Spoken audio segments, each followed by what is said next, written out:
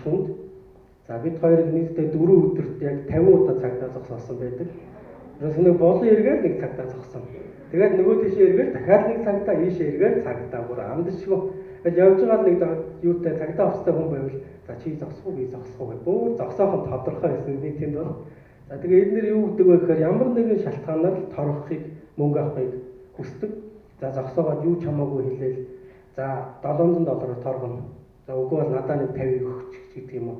Энэ маягаар бид нарыг бол маш их хорвоосон. Гэхдээ бид хоёр энэ бэлтгэлтэй байсан. Аяллахаа бэлтгэлийн явцад бол Казахстаны цагдаа нарыг яаж харьцах талаар бол ойлголттой болсон байсан. Тэр нь яадаг вэ гэхээр ер нь мэдээд авмаар юм билээ. Энд орос хэлээр огтхон ч ярьж болохгүй. Казакаар бас бүр ярьж болохгүй. Ерөөсөө ямар ч хэл байхгүй нэг мистерийн шиг болчихдог гэсэн хоёр цагдаа зогсонгууд ингээд ойлгохгүй мангартаа ингээд тэгээ нөгөө цагдаа зогсоогоо торгохгүй тэглээ гэж бид хоёр өдөөс нь ингээд зогсоод байна. Тэгээ нөгөө цагдаа ч нэг 20 минут болчихсон. За ятраадаг. Тэгээ дараагийнхаа хүнийг торгох гээд бид нэрийг яаралтай явуулдаг байсан. Тэгэхээр энэ Казахстанд бас хамгийн хэцүү зүйл нь бол цагдаа байсан. Энэ цагдаа бол харин мужик цагдаа талсан бид хоёр мэдхгүй дүрм зөрчөөд санаанд бүр дүрм зөрчсөн явж зогсоогоод энэ манайд ийм дүрмтэй байдаг шүү цаашдаа ингэж анхаараарай гэд.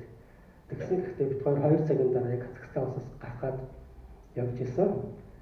За энэ Орос Казахстанд бас нэг сонирхолтой энийг та нар юу гэж бодож байна? Энэ бүтэн хоол. Бид хоёр энд нь маш гомдолтой байсан учраас энэ зургийг зориуд авсан. Яагаад вэ гэвэл амар өлсөж явсан. Тэгээд маш их өлсөж байгаа нэг газар ороод котлет хэрнэ. Монгол яваа. Тэгээд захиас нь чинь ийм хоёр мах бүрээд ирсэн. Дээрээ ингээд хоёр луунтай. Энэ бүтэн хоол. Энэ Орос Казахстанд чинь төмсөн тусдаа, будаан тусдаа, зуушин тусдаа, бүхэн тусдаа. Котлет гэвэл нэг ийм хоёр мах, гулаш гэвэл нэг ийм хоёр мах ирдэм байлээ. Тэгээд энд нь гомдсон учраас энэ зургийг авсан байгаа.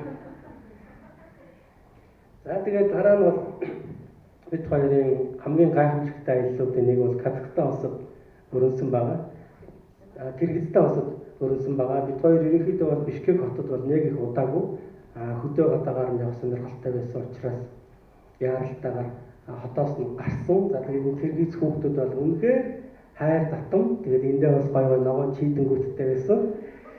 Яг Монгол хүүхдүүд шиг. За Кыргызстан бол хөдөөнөө бүр гэртээ гүүгээ барьсан тий адуу малтай хоноо хайруулаад явж идэг айрагтай за бүр хөхүүрэнд айргаа бүлдэг бүр үнэхээр гайхамшигтай бид хоёр тийм гэж ерөөсөө мэдээгүй тэгээд маш гоё аялал бол Кыргызстан улсад үүссэн байгаа. За бид хоёр бол энд тэнгэр уулыг даваад явж байгаа нь байна. Жижиг тэрэгтэй байсан учраас бид хоёр харьцангуй маш удаан нар замыг туулж исэн ерөнхийдөө дундад Азад маш муу замтай юм байлээ. Бид хоёр тэрийг мэдээгүй. За энд бол танай багш хоолны газар орж байна. Энэ Кыргызстан манай замын гэр хуанзын хөвж байдаг шүү дээ. Яг тэр шиг Кыргызстан бид хоёр гоё даваад ороод ирсэн чинь гэр хуанзан дээр орж ирсэн байна. За нэг бичлэг зүгөө тавьж. Бид хоёр компьютер ингэ салцсан чинь бас аяа болтгоо нэг жоох асуудал үүсээд.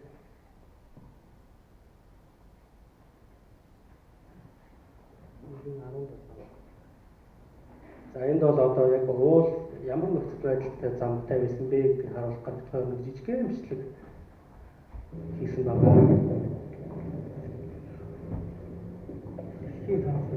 Тэр юунаас Улаанбаатараас ер нь Монголоос гараад Шилтэн шиг замаар явсаар байгаа. Ач нэгэ бодсон. Тэгсэн чинь харамсалтай нь ерөнхийдөө нэг ийм юмар явж иж чив чамаг Азербайджан улсад очиод тийм анхныхаа хордны засмал замыг харсан байгаа. Тэр хүртэл 20 орчим мянган километр нэг ийм аимшигтай замыг туулсан. Энэ харагдж байгаа цагаан болон мөх цастаа бол цагаан цастаа харагддаг. Юу л бүр хэдэн метрийн өндөртэй гэрчсэн юм ус харагддаг юм билээ.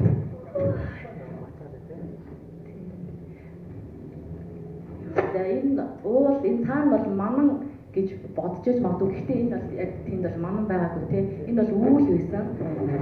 Тэ дээр харагдж байгаа цастай уулны дундуур шин дунд битүү ингэж явсараад орсон. Тэгээд энэ зам хэдий хүндрэлтэй байсан ч битэрийн сэтгэл хөдлөл бас дээдхтэй тулсан. Тэр өндөр ойрол дээр тэр үүлний донд гарахаар үнэхээр өөрөөрөө бахархаач байгаа юм шиг те нэг том юмны одоо дээр гарсан ч юм үнэхээр тийм гоё мэдрэмж төрд юм байлаа.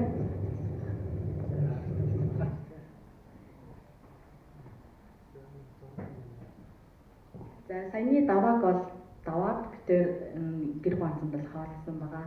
За энэ бол маш сонирхолтой газар л та. Энэ бол Кыргызстанаас Тажикстан улс руу орох олон улсын бонд байгаа. Битэр эхлээд бондоо андуураад нэг зөвхөн хоёр улсын хооронд бонд эргэж зочдог бонд руу очсон боловч битэрийг энэгээр зочуулахгүй олон улсын бонд руу интернэшнл бонд руу хоёр явах хэрэгтэй гэдэг 200-аад км буцаасан. Тэгээ ингэж яваад энэ бонд дээр ирэхэд энэ бол 4800 метрийн өндөрт далайн түвшнээс 4800 метрийн өндөрт байдаг ийм бонд.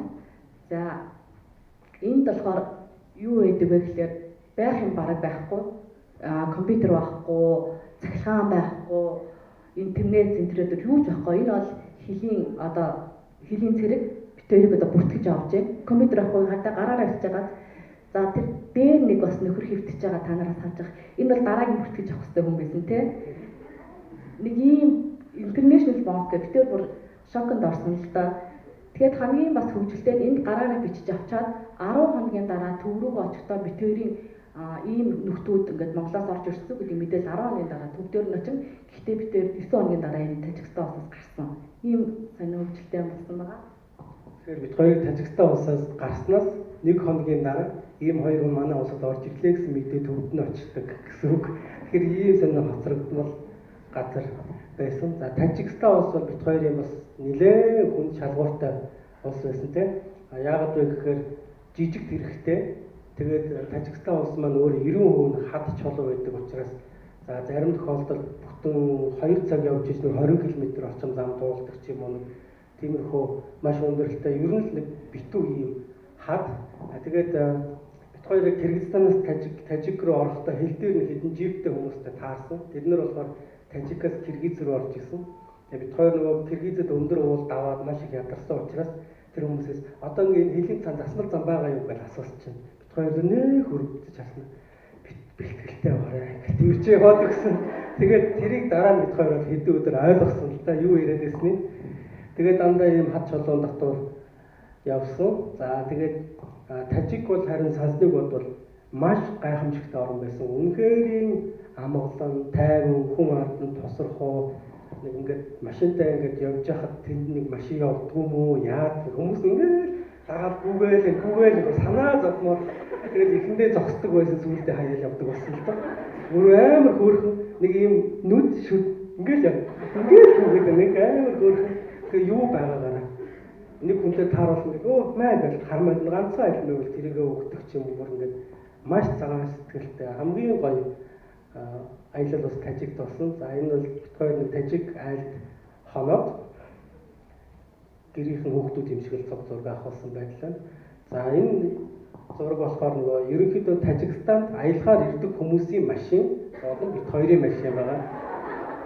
Тэгээ иймэрхүү юм болсон доо. Тэгээд ерөнхийдөө баг Тажик улсын нэг соног айлсан те баг суудал дээр суугаагүй байнга ингээд чангалаад өргөцсөн ийм байдалтай явж ижил Тажикийг тоолж өнгөрсөн байгаа. Тэгэхээр ийм хүмүүс ийм юмтай ирж байхад бол аргачлгүй үстэй. За тэгээд Тажикстанд бол бас 9 сонсон учраас нэлээд их үзсэн, харсан янз янзын Тажик айлуудаа орсон те. Одоо энэ бол зүгээр Душанбед гэдэг нэг Тажик айлд хоёр нэг өрөөнд нь ингээд буугаад өдрийн $5 төлөөд амарч байгаа.